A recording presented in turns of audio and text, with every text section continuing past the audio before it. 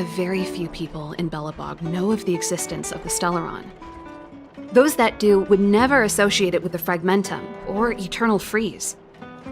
But according to the data recorded in that robot, Svarog, the architects dug out the truth long ago. The research results were purposely hidden away to ensure that the outside world would never know of them. Just my luck. Out of all the research topics I could have chosen, I insisted on the Stellaron. It's clear now that anyone who wanted to get closer to the truth would have been expelled or abandoned. Maybe I should be thanking Cocolia. All she did was push me out. She could have decided to take a more permanent measure. I figured out that the Stellaron and the Fragmentum were linked, so I was already close to the truth. It's a shame that the architects ejected me before I could discover that the source of the Fragmentum was the Stellaron itself. Before I lost my position, I was applying for permission to survey the Stellaron directly. It was my research topic, but I'd never even set eyes on it. My research was all based on historical data and lab simulations. Not long after I submitted my preliminary report and application, I received my punishment. It was obvious that somebody didn't want my research to continue. Cocolia... It's been so many years since we last spoke. We were great friends once. There was nothing we wouldn't share. She became a completely different person when she took on the Supreme Guardianship. She gave the order to expel me herself and refused to see me. I never understood that behavior, and I gave up trying to use logic to work it out a long time ago. Sometimes I even wonder whether she really did become a different person. Is that possible?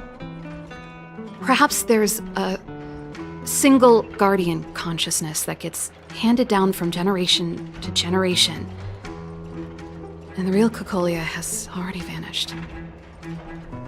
Is she being compelled by previous generations of guardians to make such baffling decisions? Who knows? But this might make for good songwriting material. Gepard? Not a chance. He's a decent guy, but also famously uncompromising. For my brother, orders are more important than anything. Even if you stuck Branya's letter to his forehead, he wouldn't be swayed. You need to choose your words carefully if you want to persuade him of something. It might be best if I talk to him. Though, I'd need a strategy first. Yes.